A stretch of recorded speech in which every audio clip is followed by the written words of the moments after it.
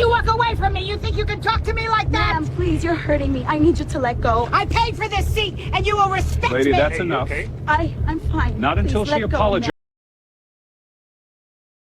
The fabric tore before anyone could react. Gasps echoed through the terminal as the black flight attendant stood frozen, clutching what was left of her uniform. A young woman's laughter, sharp, cruel, cut through the silence. Phones lifted. Whispers spread, and then that voice, deep, steady, commanding. Vanessa. Every sound vanished. The crowd turned as a man in a dark suit stepped forward, his expression unreadable, his authority undeniable. The exact last name, the same bloodline, but not the same heart. This is the story of the woman who mocked a flight attendant until her CEO father walked in. Welcome, story lovers.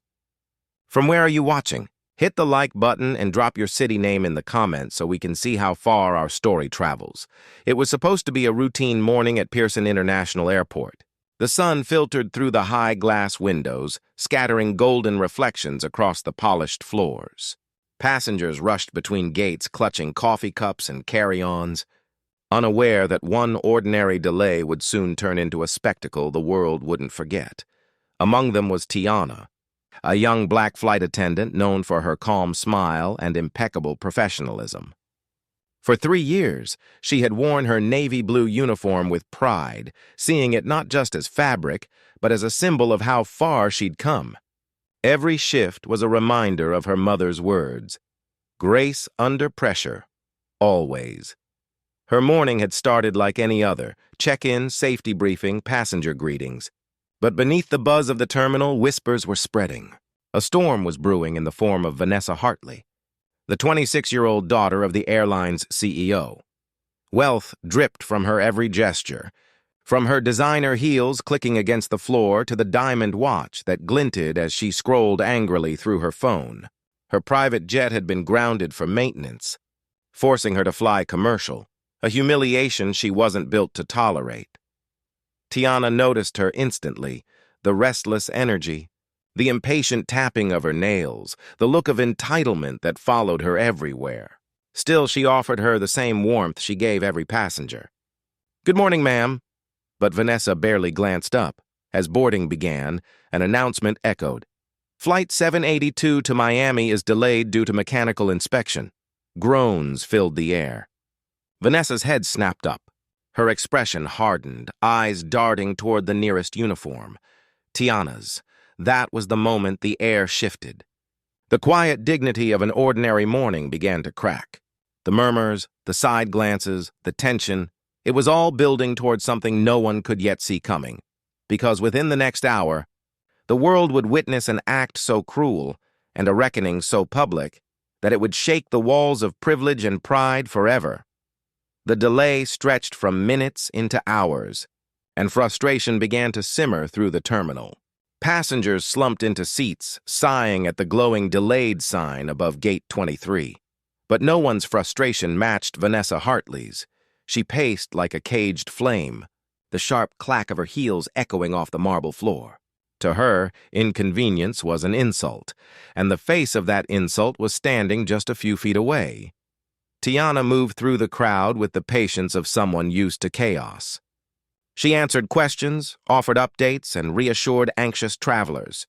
Her voice was steady, her smile unwavering, even as irritation rippled through the gate. When she stopped by Vanessa, she gently explained the situation again. Mechanical issues, safety protocol, complimentary refreshments. But Vanessa wasn't listening. She was staring, measuring. Her lips curled into a sneer. To Vanessa, the sight of a black woman in authority, even one simply managing passengers, felt like a personal offense. "You people always have excuses," she muttered under her breath. The words weren't loud, but they sliced through the hum of the terminal. Tiana froze for a second, the sting hitting deeper than she wanted to admit. But she steadied herself, deciding not to respond. Years of quiet professionalism had taught her when silence was its own kind of strength. The tension didn't fade. It grew. Passengers began filming, first subtly, then openly, as Vanessa's agitation swelled. She demanded special treatment, shouted about her status, and demanded that Tiana find someone in charge. Every polite response from Tiana only seemed to fuel her fury. When the boarding finally began, Vanessa stood near the front, insisting she be the first to step on. But the captain had given strict instructions. All passengers had to board in order while maintenance cleared final checks. Tiana repeated the rule kindly, but that was the spark. Vanessa's face flushed with rage. Her voice rose above the noise, sharp and venomous. "Do you even know who I am?" The crowd turned. Phones lifted. Tiana tried to de-escalate, speaking softly, but Vanessa wasn't hearing reason anymore. She stepped forward too close, her fury trembling through her hands. Then, without warning, she reached out and grabbed the front of Tiana's uniform, yanking at the collar. The sound of tearing fabric ripped through the terminal like thunder. Gasps filled the air. Someone screamed. Cameras flashed. For a split second, time stood still, Tiana standing frozen, eyes wide, the torn edges of her uniform fluttering where dignity used to be. Vanessa stepped back, breathing hard, realizing too late what she'd done. But instead of remorse, a cruel smirk crept across her face. "Maybe now someone will take me seriously," she said, loud enough for the phones to catch. Laughter, uncomfortable, disbelieving, broke out from a few in the crowd. But that laughter didn't last. Because at that very moment, a commanding voice cut through the chaos. A voice that silenced every sound in the terminal. Deep, steady, familiar. It echoed with authority and disappointment so heavy that it seemed to make even the air stop. "Vanessa!" Heads turned. Cameras shifted. At the edge of the gate, a tall man in a dark tailored suit stood watching. The crowd parted as if on instinct. The CEO himself, her father, had arrived. The moment his voice filled the terminal, every sound evaporated. Vanessa froze mid-breath, her arrogance draining into disbelief. Around her, passengers lowered their phones, sensing the gravity of what they were witnessing. The man who stepped forward wasn't just an executive. He was the authority that built the very airline she'd just disgraced.